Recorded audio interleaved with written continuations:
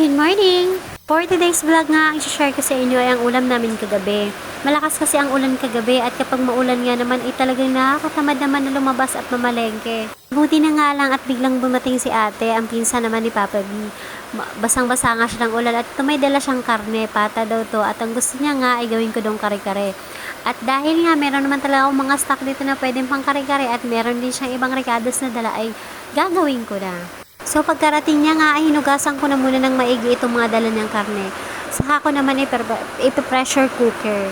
Medyo marami-rami nga itong dala niyang pata tapos meron pang mga balat na medyo may laman din naman. Kaya naman ipa-pressure cooker ko na muna ng mga 10 minutes lang. At after 10 minutes nga ay ayan, luto na kaagad at talagang malambot na. Buti na lang din talaga may pressure cooker na akong nabili.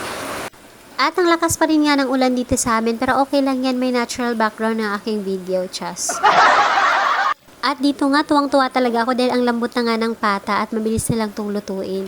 Kaya naman, napakalaking tulong talaga ng pressure cooker dito sa bahay. Gawa ng sabaw is life nga kami, kaya mabilis na lang magpalambot. So ayun, ihiniwalay ko na ngayong mga pata na gagawin ko, nalulutuin ko ngayong gabi. At dito nga ay nagigisa na ako, sinabay-sabay ko na yung sibuyas, bawang, luya, tapos yung paminta isinabay ko na rin para mabilisan na nga. Tapos pinagsabay-sabay ko na rin dito i-half cook itong mga talong. Kasama na nga pala dito sa dalang karne ni ate yung mga talong. Tapos meron naman akong stock sa ref na sitaw tsaka pechay. Kaya naman idadagdag ko na rin dito para mabuo ang aking kare-kare syempre, diba? At ayan nga, half cook ko lang muna yan. Tapos itatabi ko na muna. Pagkatapos nga yan ay mag-uumpisa na nga ako ngayon na maggagawa ng sauce. Kaya ako siya tinabi para hindi naman ma-overcook. At dito nagisa nga lang ulit ako, nagdagdag lang ako ng sibuyas. Tapos meron pa ako ditong anato powder, may nakatabi din ako. Kasi bumibili ako ng nakasashay nito para meron lang ako pag kailangan kong gamitin. Pagkatapos naman ay nagdagdag ako dito ng yung pinagpakuluan ko ng pata. At naglagay na nga rin pala ako dyan ng Knorr cubes. Hindi ko nga naipakita sa inyo, naglagay din ako dyan ng durog na nuts. Tapos ito nga may kare-kare mix ako dito na nakatabi lang din sa aking mini pantry. Buti na nga lang talaga pag nag-grocery ako, bumibili ako ng mga ganito. Kasi iniisip ko nga pagbiglaan kung naisip na magluto ay may madudukot ako. Kahit nakulang man sa mga ricados. At dito nga ilalagay ko na yung beans at saka yung pechay kasi medyo malambot lang naman to. So sasabay lang to mamaya pag gumulo na tong aking sauce. Tapos dinagdag ko na rin yung hinaf ko kong talong. Tinakpan ko lang hanggang sa kumulo siya at pagkakulo nga ay iahon ko naman sa kahirapan chas.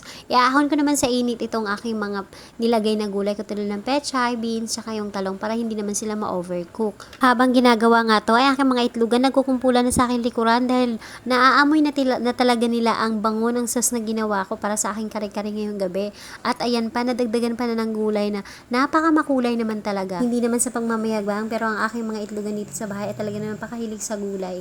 Kaya naman yung mga bagong dating dito na dati hindi kumakain ng gulay ngayon ay kumakain na sila, wala silang choice. Chas. So ayun nga, pagkatanggal ko nga ng mga gulay, inilagay ko na yung mga pata. Malambot na to kaya konting simmer na lang talaga para manuot lang ang lasa dito sa pata.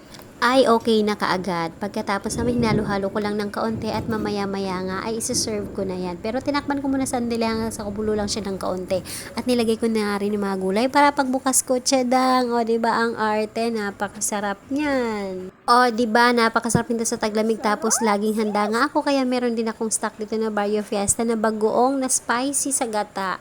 Kaya ayan naman, luto na rin yung aming kanin. O diba napakasarap talaga. Ipapartner mo yan sa mainit-init na kanin tapos merong bagoong sa tabi niya. Imagine how you dip your kare-kare to your bagoong. Chas! Ang arte! O siya, kain tayo. Ayun lang. Salamat sa panonood. Bukas ulit!